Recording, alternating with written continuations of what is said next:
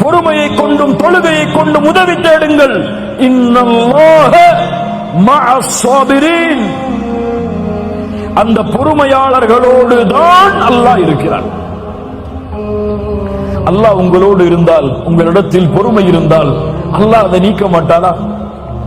அந்த கஷ்டத்தை நீக்குவதற்கு இருக்க தேவையான ரப்பே உங்களோடு இருந்தால் அந்த கஷ்டம் எங்கே போகும்? சுப்ஹானல்லாஹ். பாடங்களை படியுங்கள். நபி யாக்கூப் அலைஹிஸ்ஸலாத்து வஸ்ஸலாம் தான் விரும்பக்கூடிய குழந்தை நபி யூசுப், சகோதரர்கள் திட்டம் தீட்டுகிறார்கள் என்று கூறினான். கனவை வெளிப்படுத்தாத யூசுஃபே என்று சொன்னார்கள். ஆனால் அந்த சகோதரர்கள் திட்டம் தீட்டி சகோதரனை எப்படியாவது அழித்து தந்தையின் விருப்பத்தை நாங்கள் அடைய வேண்டும் என்பதற்காக திட்டம் தீட்டி நபி யூசுஃபை கிணற்றில் வீசுகிறார்கள். கிணற்றில் ஒரு நபி,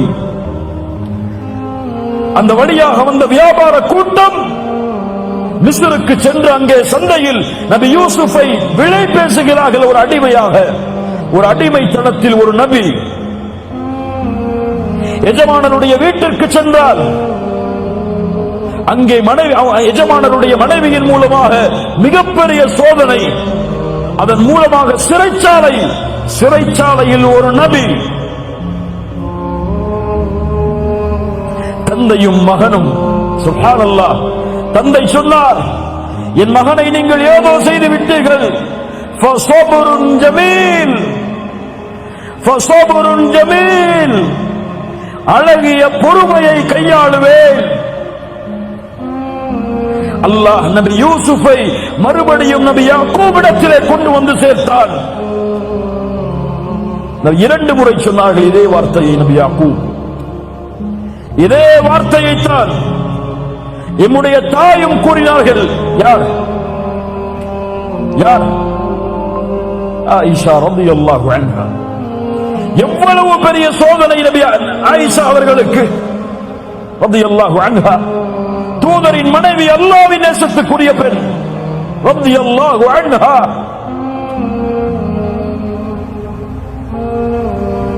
இந்த உலகத்தில் அருவருக்கத்தக்க ஒரு பாவத்தோடு ஒரு நபியின் மனைவி இணைக்கப்படுகிறார்கள்.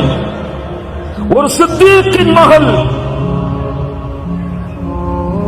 தூதர் அல்லாஹ்வுடைய வசனத்தை எதிர்பார்த்திருக்கிறார்கள். சஹாபாக்களில் சிலர் அந்த தவறை பற்றி பேச ஆரம்பிக்கிறார்கள் மக்களிடத்தில். அல்லாஹ் அவர்களுடைய பாவங்களை மன்னிக்கட்டும். அல்லாஹ்வுடைய தூதரும் சஹாபாக்களும் என்ன செய்வதென்று திளைத்து நிற்கிறார்கள். ஆயிஷா அவர்களுக்கு அந்த செய்தி போய் சேருகிறது. கவலையில் அழுது அழுது அழுது ஆயிஷா அவர்களுடைய உள்ளம் நெருக்கடியால் சூழ்கிறது.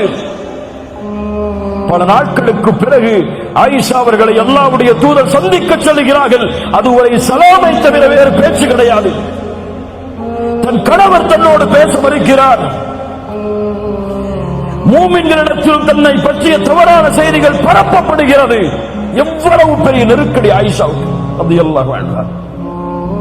அல்லாஹ்வுடைய தூதர் சொல்லுகிறார்கள், ஆயிஷா, அபூபக்கர் அவர்களுடைய தாயாரும் அருகில் இருக்கிறார், அவருடைய மனைவி அருகில் இருக்கிறார்கள். ஆயிஷா அவருடைய தாயாரும் இருக்கிறார்கள், தந்தையும் தாயும். அல்லாஹ்வுடைய தூதர் சொல்கிறார்கள், ஆயிஷா, இப்படி கேள்விப்பட்டேன். நீங்கள் செய்திருந்தால் மன்னிப்பை தேடுங்கள்.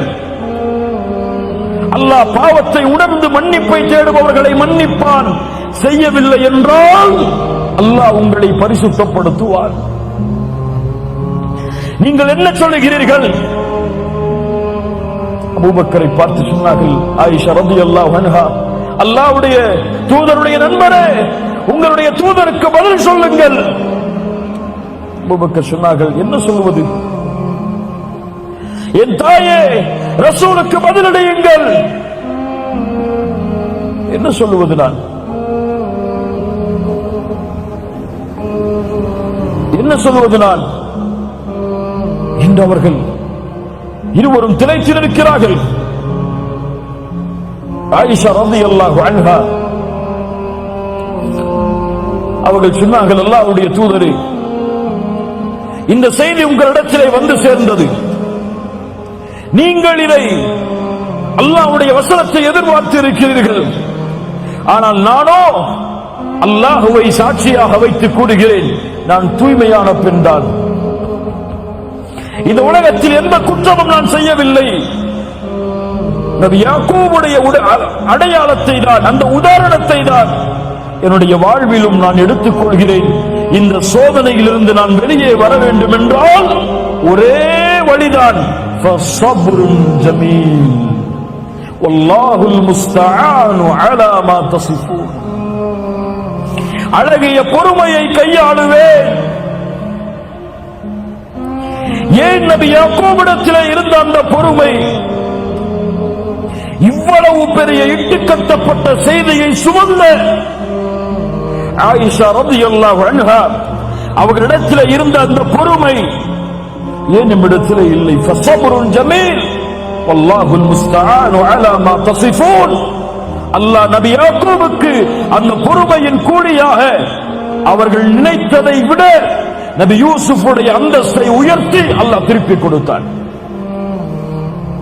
நபி ஆயிஷா, நபியுடைய மனைவியுடைய ஆயிஷா ரலியல்லாஹு அன்ஹா அவர்களுடைய பொறுமையால் அல்லாஹ் அவர்களை பரிசுத்தப்படுத்துவதற்காக உலகம் அழியும் வரையிலும் இருக்கக்கூடிய குர்ஆனில் அல்லாஹ் வசனங்களை இறக்கி நிரூபித்தான். நபியுடைய மனைவியாகிய ஆயிஷா அவர்களுடைய கற்புக்கு அல்லாஹ் சாட்சி கூறினான் அந்த பொறுமையால். நபி யூனுஸ் அதே சோதனையை சந்தித்தார், பொறுமையோடு இருந்தார்.